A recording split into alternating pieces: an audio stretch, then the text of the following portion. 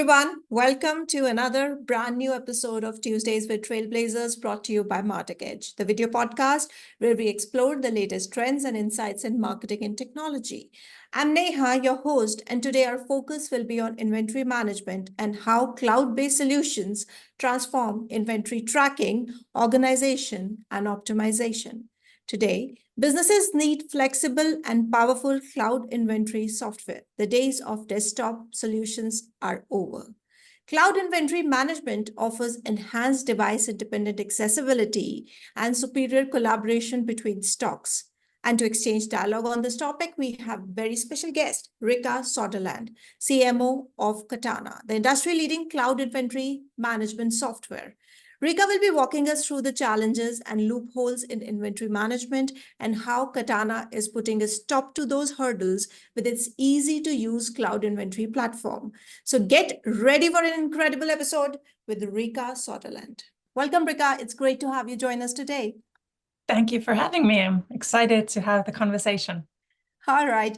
Why don't we just jump right in and tell me more about your career journey? How did you get started in the industry 20 years ago?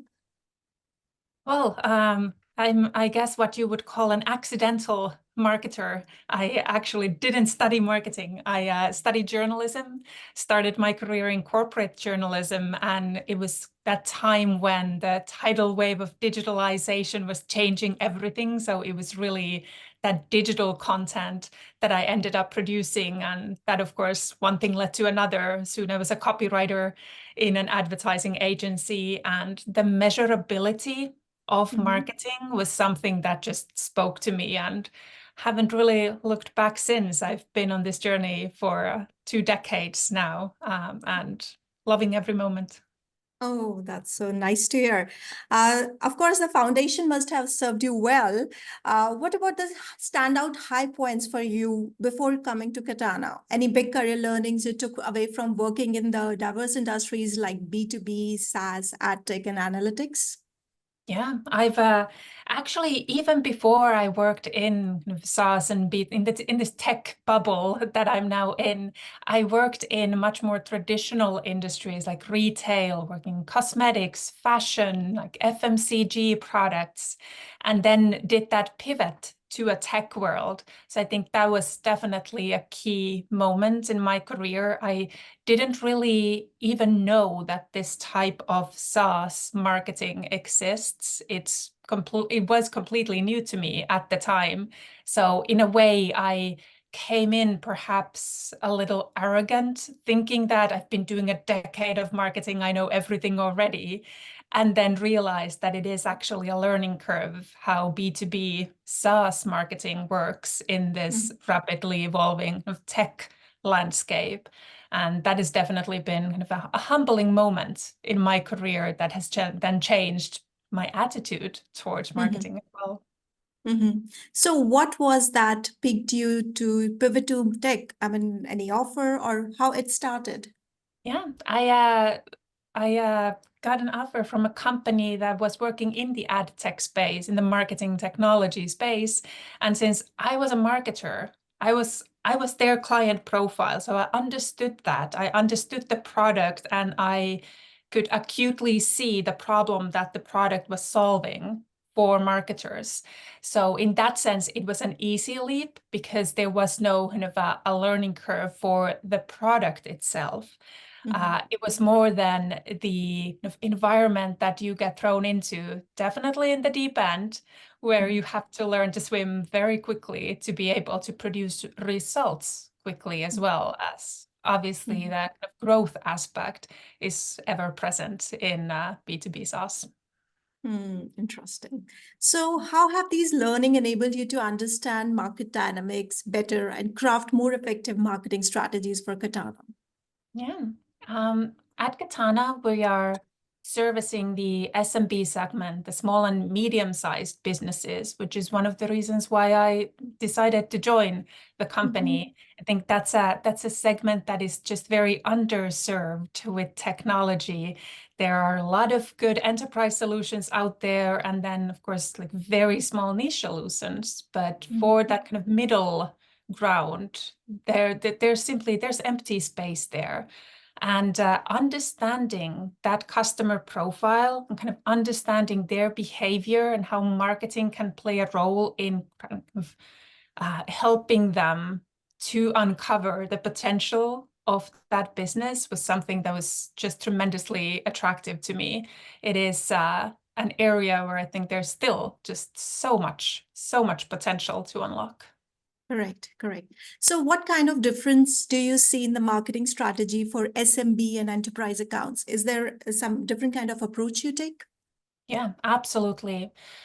So for an enterprise account, the average deal size is so much bigger and the deal cycles so much longer than what they are for a product like Katana. Our average deal size is somewhere below 10,000 per year, not in the hundreds of thousands.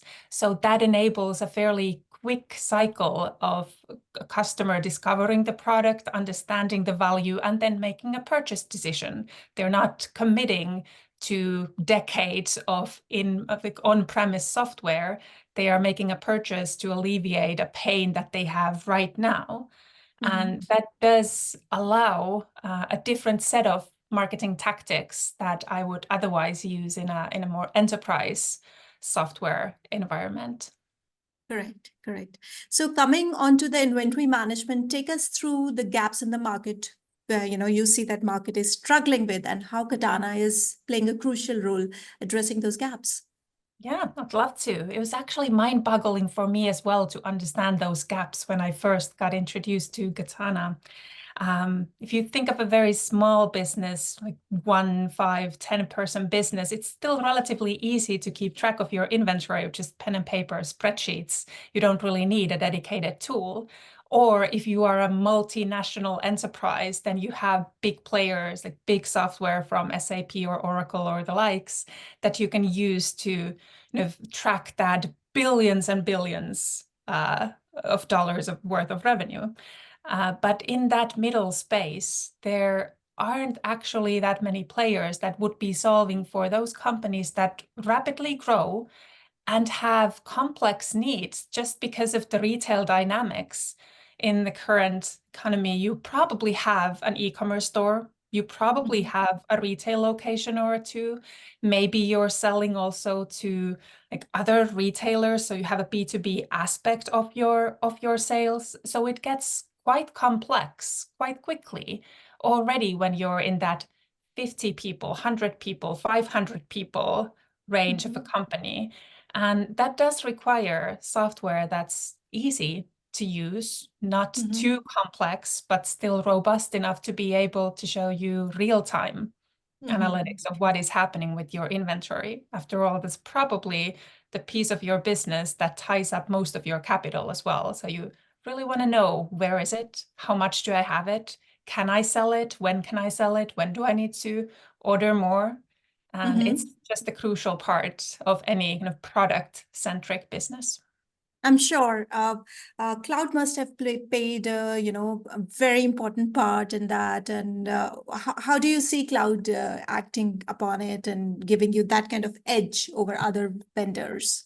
Yes, it's an interesting dynamic, the real-time aspect of current commerce. It's just very, very difficult to be able to orchestrate your entire tech stack if you're not operating in the cloud.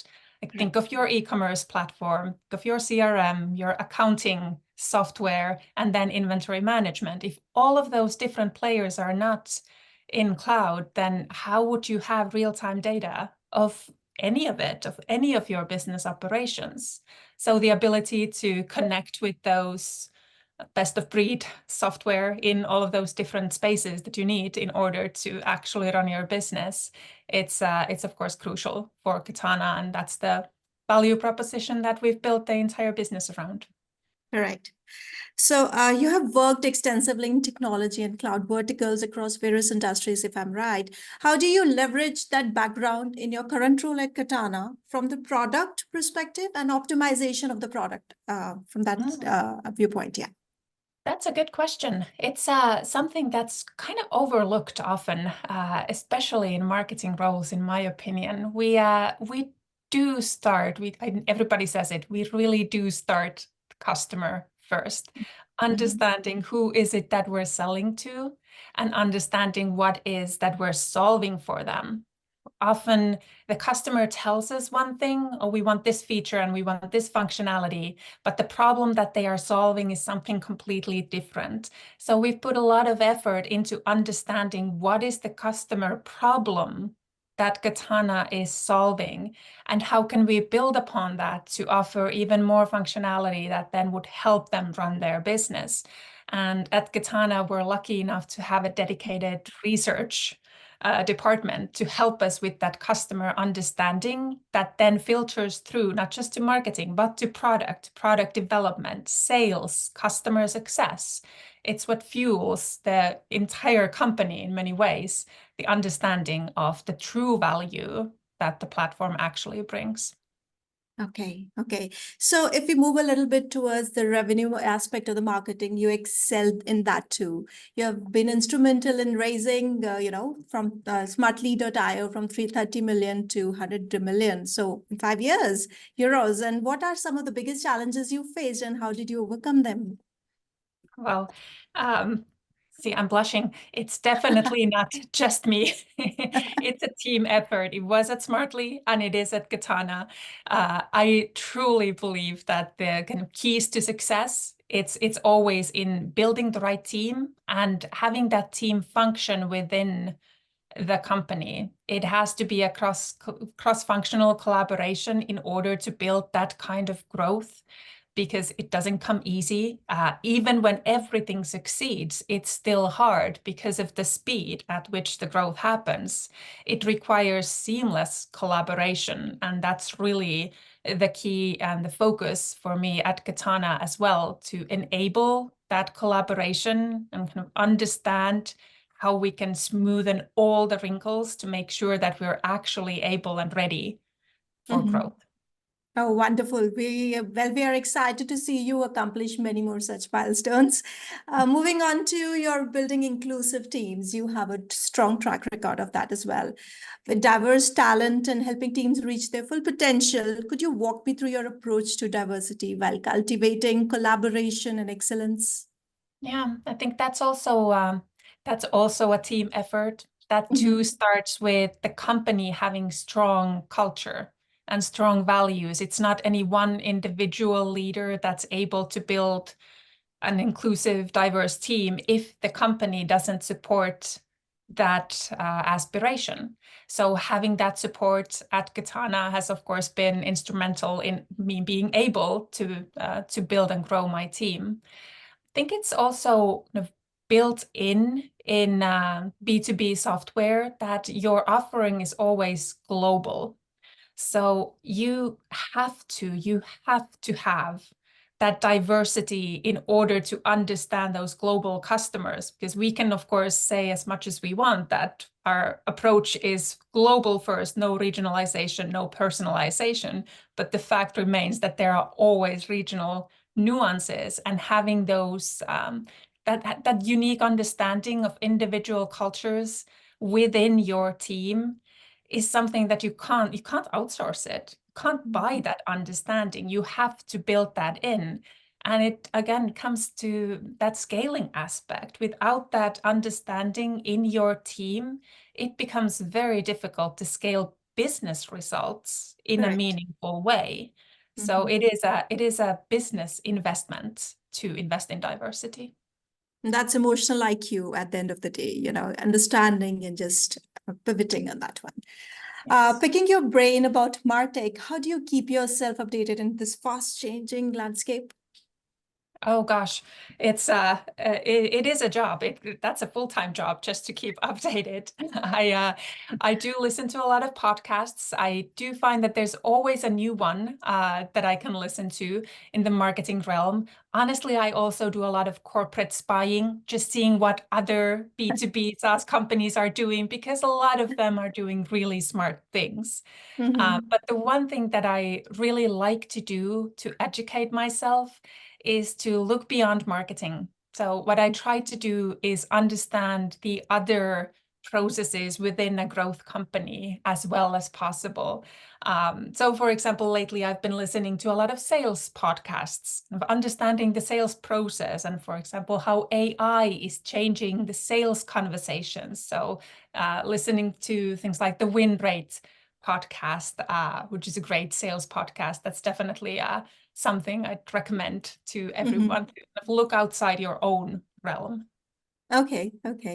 So if we talk about AI, do you see that changing a lot of marketing strategies in future? Do you see that happening?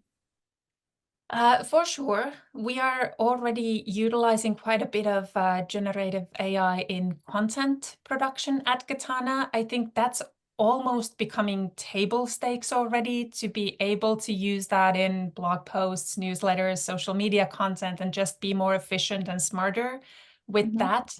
I do think that the bigger revolution within marketing with AI is going to happen, perhaps not in 24, but maybe 25, when the design aspect is also going to be stronger, and you can combine that content production and truly utilize design capabilities as well. That's going to then change the dynamics of a marketing team as well. Okay. So besides marketing avatar, who is Riikka? What genre of books you read? Give us a little peek, into your what daily routine and who you are. Yeah.